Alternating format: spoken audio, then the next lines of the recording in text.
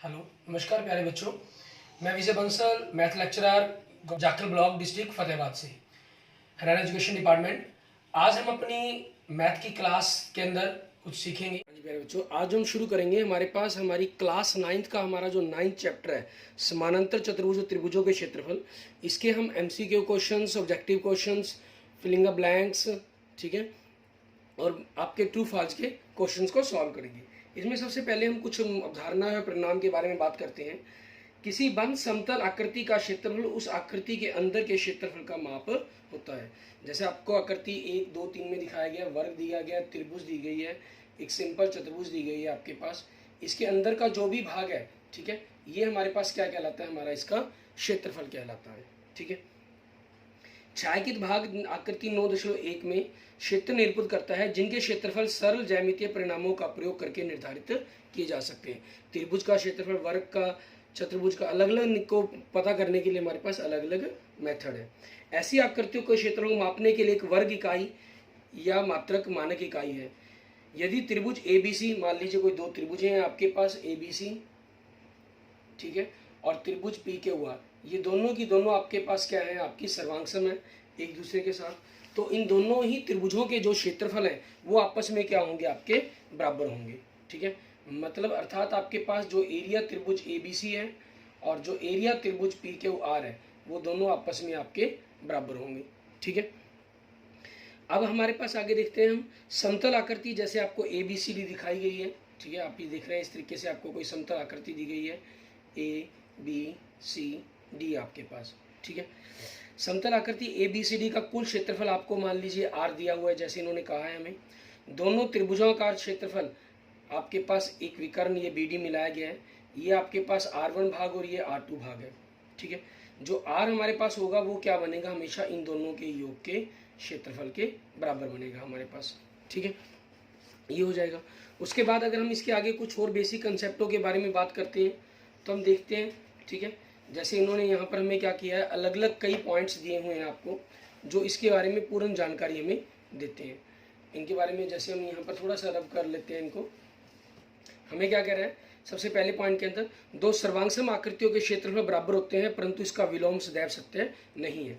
Means अगर आपके पास दो आकृतियों के क्षेत्रफल अगर बराबर हों, ठीक है, मान लीजिए आपके पास कोई R1 और R2 बराबर हैं, तो ये कोई ज़रूरी नहीं है कि वो दोनों की दोनों आकृतियाँ आपकी सर्वांगसम होंगी।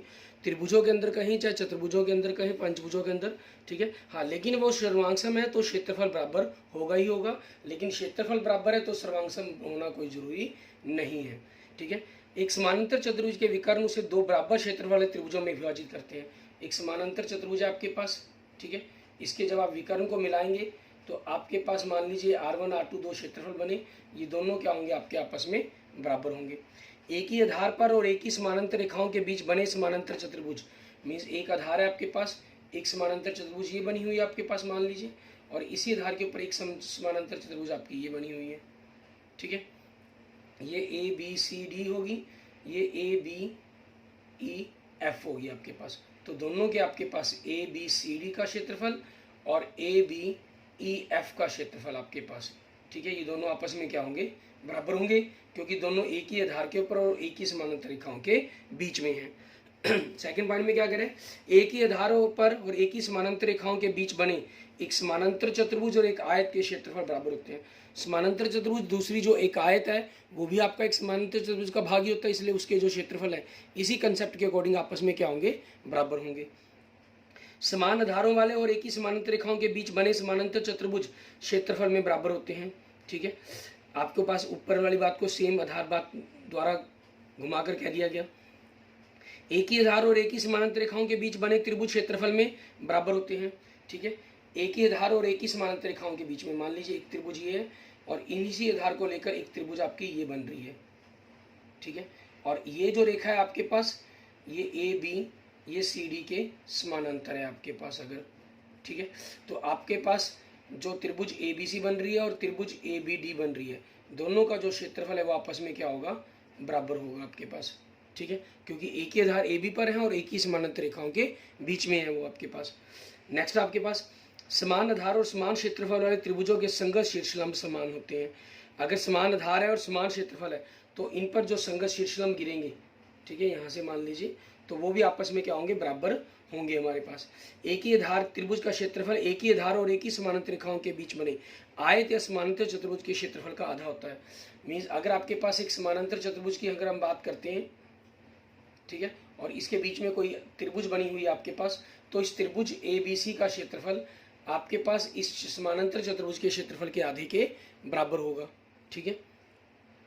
और आगे आपको क्या कह रहा है इसके अंदर, नेक्स्ट पॉइंट के अंदर अगर हम बात करें, ठीक है, यदि एक त्रिभुज और एक समानांतर चतुर्भुज एक ही आधार और एक ही समानांतर रेखाओं के बीच बने हों तो त्रिभुज का क्षेत्रफल समानांतर चतुर्भुज के क्षेत्रफल का आधा होता है। मीन्स ऊपर वाली बात को ही इन्होंने द्वारा एक बार फिर घुमाकर लिख दिया आपके लिए। अब इसमें बहुविकल्पीय प्रश्न देखते हैं हम इसके अंदर, ठीक है। उसमें हमें क्या कह रहे हैं, इसमें जैसे हमारे पास सबसे पहला प्रतिदर्श प्रश्न हम एक देखते हैं, मीन्स हमारा एग्जाम्पल नंबर 1। इसके अंदर हमें क्या कह रहा है करने के लिए, हमें कह रहा है 12 सेंटीमीटर और 16 सेंटीमीटर विकर्ण वाले एक समचतुर्भुज की भुजाओं के मध्य बिंदुओं को मिलाने से बनी आकृति का क्षेत्रफल होगा, ठीक है। हमें वो बताना है कि क्या बनेगा उसका। आपके पास इन्होंने क्या कहा, 12 सेंटीमीटर और 16 सेंटीमीटर विकर्ण वाले, ठीक है। मीन्स आपके पास एक समचतुर्भुज है, जैसे मान लेते हैं हमारे पास एक समचतुर्भुज है, ठीक है। और इन्होंने कहा इस समचतुर्भुज की भुजाओं के मध्य बिंदुओं को, इनके मध्य बिंदुओं को मिलाने से, ठीक है, हमने मान लीजिए मध्य बिंदु को मिलाने से हमारे पास ये आकृति बन गई आपके पास। तो इस आकृति से जो बनी है इसका क्षेत्रफल आपके पास क्या होगा, हमें उसके बारे में बताना है। अब इसमें आपके पास क्या होगा, क्योंकि अगर हम समचतुर्भुज के बारे में बात करें तो 1/2 12 गुना पहला विकर्ण गुना दूसरा विकर्ण 8 12 8 96 वर्ग सेंटीमीटर आपके पास इस समचतुर्भुज ABCD का क्षेत्रफल आ गया। और अब इसके अंदर बनी हुई आपके पास EFGH, ठीक है, जो ये चतुर्भुज है, तो ये कैसे होगी, किस प्रकार की बनेगी, इसका जो क्षेत्रफल आपके पास इस समचतुर्भुज के क्षेत्रफल के आधे के बराबर होगा, क्योंकि बाहरी समचतुर्भुज बनी है उस चीज़ के कारण आपके पास ऐसा हो गया हमारे पास, ठीक है ना। अदरवाइज ये चीज़ हर चीज़ के लिए पॉसिबल नहीं बनेगी। तो आपके पास इसके अंदर यहाँ आधा नियम अप्लाई हो जाता है और ये बन जाएगा 48 वर्ग सेंटीमीटर हमारे पास। क्लियर। अब इसके बाद हम इसका पहला क्वेश्चन देखते हैं आपके पास। आगे क्वेश्चन नंबर 1 कह रहा है निम्नलिखित में से सही उत्तर लिखिए। एक त्रिभुज की माध्यिका उसे विभाजित करती है। एक त्रिभुज है, उसकी माध्यिका उसे क्या करती है, त्रिभुज। सबसे पहले हम त्रिभुज बना लेते हैं, मान लेते हैं हम ABC। आपके पास अगर हमने इसकी माध्यिका खींच दी, अब माध्यिका खींच दी तो देखें आपके पास ये क्या होगा, दोनों त्रिभुजें क्या आपस में सर्वांगसम हो सकती हैं। सबसे पहला आपकी AD भुजा कॉमन होगी, BD बराबर DC होगा, दो भुजाएं तो होगी, लेकिन ये बीच का कोण या ये भुजाएं तो बराबर हमारे पास नहीं है। तो त्रिभुजें आपस में सर्वांगसम होंगी या नहीं होंगी इसके बारे में तो हम कुछ कह ही नहीं सकते, ठीक है ना। लेकिन जो माध्यिका है वो हमेशा एक त्रिभुज को दो बराबर क्षेत्रफल वाले त्रिभुजों में बांटती है। अब हमने जो पीछे कंसेप्ट में बात की थी कि त्रिभुजें अगर कोई भी दो आकृतियां के क्षेत्रफल बराबर हो तो कोई जरूरी नहीं है कि वो सर्वांगसम हो। यहाँ देख सकते हैं त्रिभुज ADB और ADC, इन दोनों के क्षेत्रफल तो बराबर होंगे आपके पास। मान लीजिए R1 और R2, ये तो क्षेत्रफल तो बराबर होंगे लेकिन ये आपस में सर्वांगसम नहीं होंगे, ठीक है। तो आपके पास ऑप्शन पहला देखें, बराबर क्षेत्र वाले त्रिभुजों में सर्वांगसम त्रिभुज गलत, समकोण त्रिभुज गलत, समद्विबाहु त्रिभुज गलत। ऐसा तो कुछ कह ही नहीं सकते हम। सिर्फ जो विभाजित माध्यिका है उसको दो बराबर क्षेत्र वाले त्रिभुजों में विभाजित करती है। तो इसका पहला ऑप्शन क्या बन जाएगा, ऑप्शन A आपके पास। नेक्स्ट देखेंगे क्वेश्चन नंबर 2। इसके अंदर हमें क्या कह रहा है करने के लिए वो देखते हैं। हमें कह रहे हैं निम्नलिखित आकृतियां दी गई हैं आपको 9.3 में, इसमें किसमें आप एक ही आधार पर और एक ही समानांतर रेखाओं के बीच बने दो बहुभुज प्राप्त करते हैं, ठीक है। इसमें आपके पास 4 ऑप्शन दिए गए। पहला ऑप्शन A देखें, इसमें आपको क्या दिखाई दे रहा है, SP आधार तो दिखाई दे रहा है लेकिन ये त्रिभुज जो बन रही है आपके पास, ठीक है, ये और QR दो समानांतर सेम समानांतर रेखाएं नहीं है, तो इसलिए ये आंसर नहीं हो सकता। इसमें भी वही चीज आपकी आकृति घुमाई है, BC आधार तो सेम है लेकिन आपके पास आकृति सही नहीं है। आगे हम देखेंगे हमारे पास C और D के बारे में, ठीक है। इनके अंदर ऑप्शन हमारे पास क्या है, इसमें देखिए आपके पास C में भी वही पहली आकृति को सिर्फ घुमाया गया आपका, ठीक है, तो ये भी आपके पास आंसर नहीं होगा। तो हमारे पास आंसर क्या बनेगा आपके पास, ऑप्शन D आपके पास। इसमें देखिए QR आपके पास समान आधार है, ठीक है, और QR PS दो समानांतर रेखाओं के बीच में दो समानांतर चतुर्भुज है जिनके क्षेत्रफल आपस में बराबर होंगे आपके पास, ठीक है। इसलिए ऑप्शन क्या बन जाएगा, इसका D बन जाएगा। क्लियर। एंड नेक्स्ट देखेंगे हमारे पास अगला क्वेश्चन, हमारा क्वेश्चन नंबर 3, ठीक है। उससे पहले हम थोड़ा सा इसको रब कर लेते हैं कि क्या कह रहा है आपको करने के लिए इसके अंदर, वो देखेंगे। क्वेश्चन नंबर 3 में देखिए, हमें कह रहा है 8 सेंटीमीटर और 6 सेंटीमीटर भुजाओं वाली एक आयत की आसन्न भुजाओं के मध्य बिंदुओं को मिलाने से बनी आकृति, एक आयत है आपके पास, उसके मध्य बिंदुओं को मिलाने से जो आकृति बनेगी उसके बारे में बताना है आपको कि क्या होगा उसका। ठीक है, सबसे पहले तो आयत का क्षेत्रफल क्या हो जाएगा, 8 × 48, ठीक है, वर्ग सेंटीमीटर बन गया आपके पास। अब हमारे पास जो भी आकृति बनेगी हमें उसके बारे में बात करनी है कि वो आकृति कैसी होगी, ठीक है, और उसका क्षेत्रफल कितना होगा। 48 का आधा, क्योंकि समचतुर्भुज के अंदर भी यही रूल अप्लाई होता है, आयत पर भी वर्ग पर भी, ठीक है। तो आपके पास 48 का आधा क्या हो जाएगा, 24। तो जो आकृति अंदर बनी है वो कम से कम एक समानांतर चतुर्भुज तो होती है और उसका क्षेत्रफल 24 होगा। तो ऑप्शन बी तो आपके पास आंसर क्या होगा, कैंसल। अब हमारे पास वो बनेगी कैसी, एक वो कैसी आकृति बनेगी एक, क्योंकि आपके पास इसके चारों के चारों कोण हमारे पास 90 डिग्री के हैं, तो उसके चारों जो शीर्ष कोण है, जो विकर्ण है, वो आपस में 90 डिग्री के कोण पर काटेंगे। और समानांतर चतुर्भुज के जब कोण 90 डिग्री के कोण पर काटते हैं तो वो एक समचतुर्भुज बनती है, ठीक है। और क्योंकि ये भाग बराबर होंगे आपके पास, तो ये विकर्ण बराबर, ये भाग बराबर, तो ये विकर्ण बराबर, चारों भुजाएं बराबर हो जाएंगी, तो जिस चीज के कारण ये क्या हो जाएगा, आपकी एक समचतुर्भुज बन जाएगी, ठीक है। इट मीन्स आपका ऑप्शन डी आपके पास आपके क्वेश्चन का आंसर बन जाएगा। नेक्स्ट देखेंगे क्वेश्चन नंबर 4, आकृति 9.4 में समानांतर चतुर्भुज ए बी सी डी का क्षेत्रफल पूछ रहा है आपसे, क्या होगा।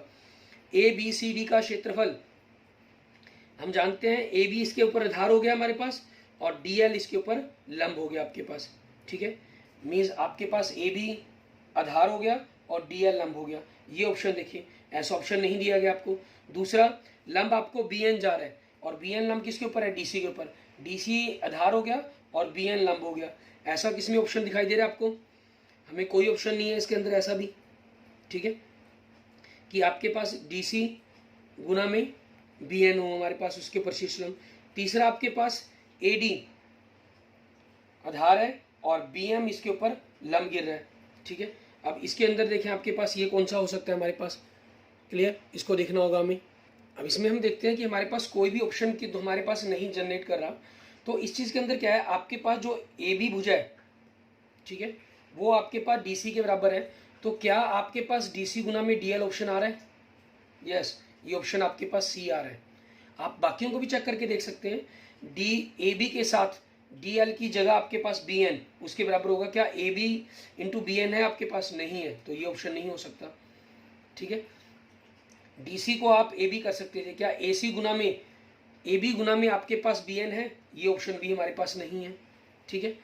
तो आपके पास बी एन को हम बी एन को क्या कर सकते हैं, हम डी एल कर सकते हैं, तो वही चीज़ आपके पास डी सी गुना में डी एल, वही ऑप्शन सी बन रहा है आपके पास। इट मीन्स आपका ऑप्शन सी ही आपके पास क्वेश्चन का आंसर बन जाएगा। एंड नेक्स्ट देखेंगे क्वेश्चन नंबर 5, इसके अंदर हमें क्या कह रहा है करने के लिए। आकृति 9.5 दी है आपको।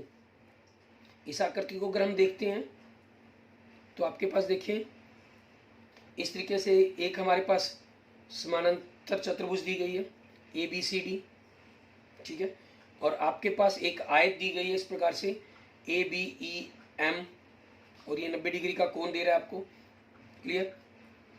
हमें कह रहा है इन दोनों के अंदर ए बी सी डी का क्षेत्रफल आपके पास ए बी ई एम के क्षेत्रफल के परिमाप के बराबर होगा। नहीं, परिमाप को जरूरी नहीं है बराबर होना, तो ए ऑप्शन गलत हो गया आपके पास।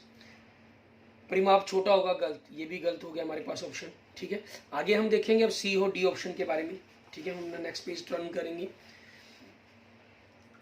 इसका परिमाप कह रहे हैं हमारे पास ए बी सी डी का परिमाप बड़ा होगा। हमने अभी तक जो बात पढ़ी है वो क्षेत्रफल के बारे में पढ़ी है, परिमाप के बारे में तो हमने कोई बात पढ़ी नहीं। लेकिन यहाँ जो 4 ऑप्शन दिए गए हैं वो परिमाप पर ही दिए गए हैं, तो हमें यहाँ विचार करना होगा कि आपके पास क्या बनेगा। अगर आपके पास ऐसी जो समानांतर चतुर्भुज है उसको ही हम 90 डिग्री के कोण में कन्वर्ट कर देते हैं हमारे पास, ठीक है, तो आपके पास उन दोनों के जो परिमाप हैं वो बराबर होंगे या नहीं होंगे, तो उन चीज़ों के बारे में हमें विचार करना है, ठीक है। कि आपके पास ये जो क्षेत्रफल हमें पता है क्लियर है, बराबर होते हैं। आधार आपके पास जो लंब है, अगर हम ए बी सी डी के क्षेत्रफल की बात करें तो ए बी गुना में ए एम हो जाएगा, और हम ए बी ए डी की बात करें तो ये भी ए बी गुना में ए एम बन जाएगा हमारे पास, ठीक है। उस चीज़ के कारण आपके क्षेत्रफल तो बराबर हो जाते हैं, लेकिन परिमाप बराबर होंगे या नहीं होंगे, इस चीज़ के कंसेप्ट को हम यहाँ से क्लियर नहीं कर पाते हैं, ठीक है। और इस चीज़ के अंदर जनरली हमें एक कंसेप्ट यूज करना होगा, अगर आपके पास क्षेत्रफल बराबर हो तो जो समानांतर चतुर्भुज है उसका परिमाप हमेशा आयत के परिमाप से बड़ा होगा। इट मीन्स आपका ऑप्शन सी आपके पास आंसर बन जाएगा, डी इसके आधे के बराबर, ये भी आपका क्या हो जाएगा, गलत हो जाएगा हमारे लिए। ठीक है, आगे देखेंगे हम, हमारे पास हमारा नेक्स्ट क्वेश्चन, क्वेश्चन नंबर 6। इसके अंदर हमें क्या कह रहा है करने के लिए वो देखते हैं। क्वेश्चन नंबर 6 में क्या रहा है हमें, देखें, कहना है त्रिभुज की भुजाओं के मध्य बिंदु किसी भी एक शीर्ष के एक समानांतर चतुर्भुज बनाते हैं जिसका क्षेत्रफल हमेशा क्या होगा। ठीक है, त्रिभुज की भुजाओं के मध्य बिंदु, कोई त्रिभुज है हमारे पास, जनरल देखते हैं हम सबसे पहले तो, किसी भी त्रिभुज की भुजाओं के मध्य बिंदु, ये भुजाओं के मध्य बिंदु ले ले, किसी भी एक शीर्ष को, किसी भी त्रिभुज की भुजाओं के मध्य बिंदु किसी भी एक शीर्ष को चौथा बिंदु लेकर, ठीक है, मान लो मैंने यहां ले लिया ये चीज, ठीक है, ये कह रहा है आपको, तो ये आपके पास एक समानांतर चतुर्भुज बन गई। अब इस समानांतर चतुर्भुज का क्षेत्रफल क्या होगा आपके पास, क्योंकि अगर हम इसको यहां से मिला दें तो आपके पास ये क्या है, 4 बराबर भागों में बांटती है, तो यहाँ 2 भाग तो यहाँ हो गए, 2 भाग ये बच गए, तो आपके पास समानांतर चतुर्भुज का क्षेत्रफल क्या होगा, आपकी दी गई त्रिभुज के क्षेत्रफल के आधे के बराबर होगा। मीन्स 1/2 एरिया त्रिभुज ABC होगा। तो आपका ऑप्शन क्या बन जाएगा, ऑप्शन ए बन जाएगा आपके पास, आपके क्वेश्चन का आंसर। क्लियर। एंड नेक्स्ट देखेंगे हम क्वेश्चन नंबर 7 हमारा। इसमें हमें क्या कह रहे हैं, कहना दो समानांतर चतुर्भुज बराबर आधारों पर एक ही समानांतर रेखाओं के बीच स्थित है, उनके क्षेत्रफलों का अनुपात क्या होगा। 2 समानांतर चतुर्भुजों का क्षेत्रफल बराबर होगा तो अनुपात क्या हो जाएगा, 1:1। मीन्स आपका ऑप्शन बी आंसर बन जाएगा। ABCD एक चतुर्भुज है जिसका विकर्ण ACU से बराबर क्षेत्रफल वाले 2 भागों में विभाजित करता है, तो वो चतुर्भुज कैसी होगी उसके बारे में हमें बताना है। ठीक है, तो वो चतुर्भुज क्या होगी, एक आयत, हाँ हो सकती है, बिल्कुल सही। समचतुर्भुज बिल्कुल सही, समानांतर चतुर्भुज बिल्कुल सही। मीन्स A, B या C में से कोई भी होना आवश्यक नहीं है। ठीक है, कहता आपके पास क्या इनमें से अकेले यही होना आवश्यक है, या चौथे ऑप्शन में कह रहे हैं इनमें से कोई भी होना आवश्यक नहीं है। ठीक है, मीन्स ये हमेशा ही सत्य रहेगा आपके लिए, ये चीज़ कह रहा है इसके अंदर। अब यहाँ पर हमें ऑप्शन डी पर ध्यान देना है। आपके पास आयत, समचतुर्भुज और समानांतर चतुर्भुज के अंदर तो ऐसा होता ही है, लेकिन इसके साथ साथ वर्ग में, ठीक है, या पतंग प्रकार की आपकी जो चतुर्भुज होती है उसके अंदर भी ऐसा हो सकता है। सभी चतुर्भुज पर ऐसा संभव नहीं है। इन्होंने कहा A, B या C में से कोई भी होना आवश्यक नहीं। ठीक है, नहीं, इन पर तो होगा ही होगा। तो आपके पास यहाँ ऑप्शन ये इनमें से आवश्यक होना चाहिए था, ये ऑप्शन बनना चाहिए था, लेकिन ABC तीनों है तो इसलिए हम यहाँ पर ऑप्शन डी भी करेंगे। और इसके अतिरिक्त वर्ग और पतंग आकृति में भी ऐसा होता है, तो इसलिए यहाँ इस क्वेश्चन के अकॉर्डिंग ये ऑप्शन डी बन गया आपके पास। लेकिन ये ख्याल रखें इनके अंदर भी ऐसा होता है, यहाँ ऑप्शन ही हमें इस प्रकार के दिए गए कि हमें ऑप्शन डी को ही चुनना पड़ा। ठीक है, एंड नेक्स्ट देखेंगे क्वेश्चन नंबर 9 हमारे पास। फिर भी आपका इस क्वेश्चन के प्रति कोई डाउट रह जाए तो आप मुझे मैसेज कमेंट कर सके, पूछ सकते हैं। एक त्रिभुज और एक समानांतर चतुर्भुज एक ही आधार और एक ही समानांतर रेखाओं के बीच में स्थित है, तो त्रिभुज का क्षेत्रफल समानांतर चतुर्भुज के क्षेत्रफल का क्या होता है। त्रिभुज का क्षेत्रफल अगर 1 है तो समानांतर चतुर्भुज का 2 होगा, क्योंकि त्रिभुज का क्षेत्रफल समानांतर चतुर्भुज के आधे के बराबर होता है। इट मीन्स ऑप्शन बी बन जाएगा आपके लिए। नेक्स्ट देखेंगे क्वेश्चन नंबर डी। हमें कह रहा है कि ABCD एक समलंब है हमारे पास, जिसकी समानांतर भुजाएं AB A सेंटीमीटर, DC हमें B सेंटीमीटर दी गई है। जैसे मैं जनरल यहाँ पर एक आकृति अगर बना लेता हूँ, ठीक है, तो आपके पास ABCD हो गया, ये A और ये B दिया गया है। उसके बाद आपके पास क्या कह रहा है, E और F समानांतर चतुर्भुज की असमानांतर भुजाओं के मध्य बिंदु हैं। ठीक है, आपके पास E और F, तो इसका जो मान बनेगा आपके पास, आपको क्लियर है, इन दोनों का जोड़ करके आधा बन जाएगा, मतलब A + B/2 बन जाएगा आपके पास। ठीक है, तो हमें त्रिभुज ABFE और EFCD मतलब निचली त्रिभुज और ऊपरली त्रिभुज के क्षेत्रफलों का अनुपात ज्ञात करना है। अब आपके पास क्योंकि मध्य बिंदु को मिलाकर बनाया गया है, तो इसकी ऊंचाई भी h होगी और इसकी ऊंचाई भी आपके पास h होगी। ठीक है, और फार्मूला क्या होता है, 1/2 समानांतर भुजाओं का जोड़ A + B/2 के अंदर अगर हम A जोड़ेंगे आपके पास तो क्या बन जाएगा आपका, A जोड़ने पर 3A + B/2 इंटू ऊंचाई h और दूसरी तरफ आपके पास 1/2 a प्लस बी बाई 2 को अंदर अगर हम b जोड़ेंगे तो 2 लघुत्तम लेने पर क्या बनेगा a plus 3b by 2 into आपके पास ऊंचाई h। तो अनुपात ज्ञात कर रहे हैं, h से h कट गया, 1/2 से 1/2 कट गया, 2 से 2 कट गया, तो बचा क्या 3a प्लस b अनुपात a प्लस 3b आपके पास। ठीक है, ये अनुपात बन जाता है आपका, मीन्स आपके लिए एक फार्मूले की तरह काम करता है। ऑप्शन में अगर आप देखें तो ऑप्शन बी आपके पास आपके क्वेश्चंस का आंसर हो जाएगा।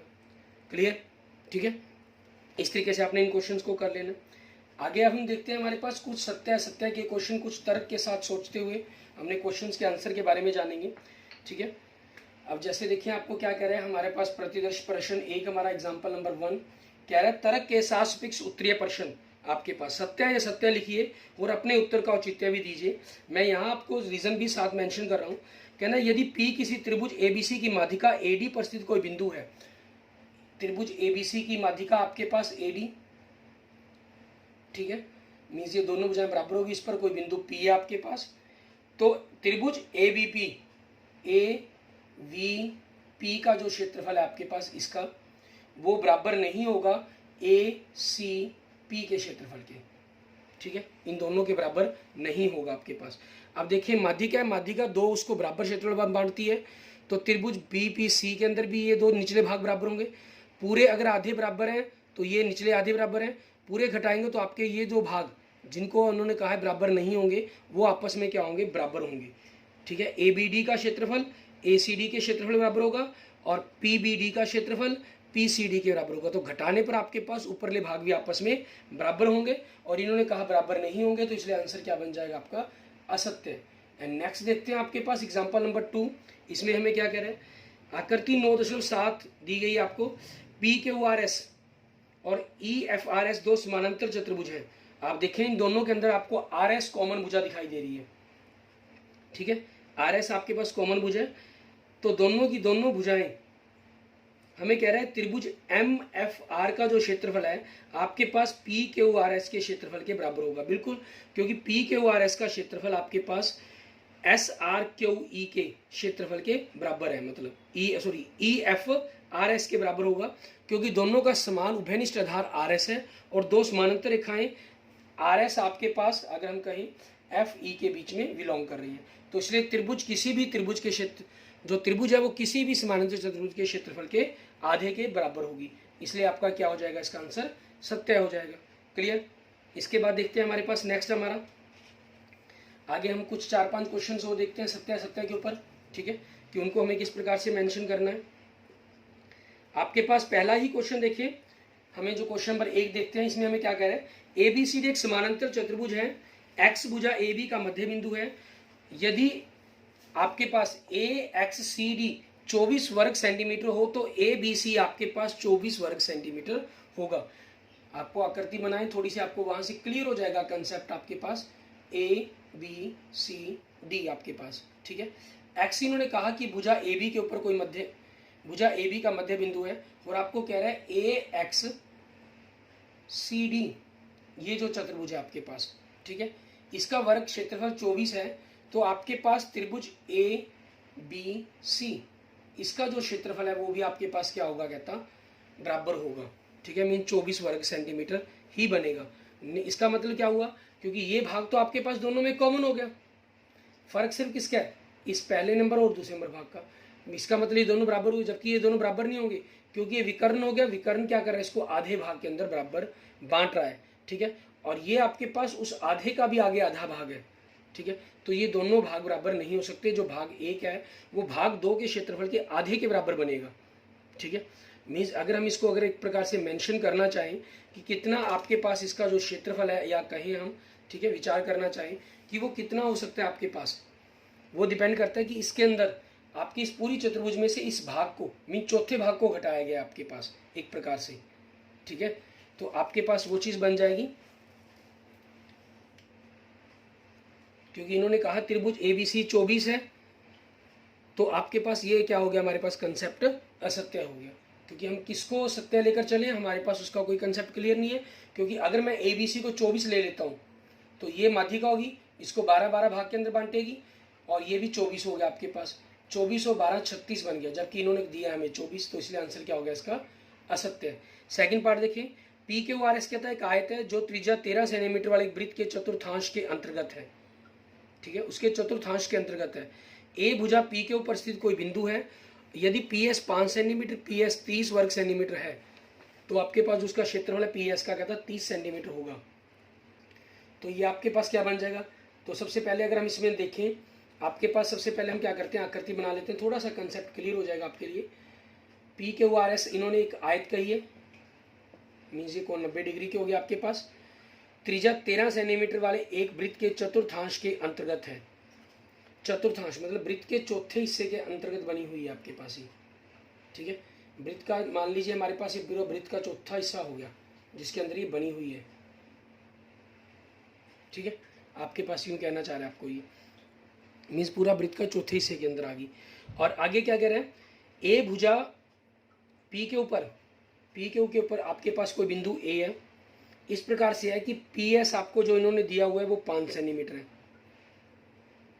और त्रिज्या 13 दी हुई है आपको। ठीक है, तो यहाँ से अगर हम एस आर भुजा को निकालना चाहें, क्यों आपकी ये आयत है, तो ये एस आर भुजा पाइथागोरस प्रमेय के द्वारा ही कितनी बन जाएगी? 12 आपके पास।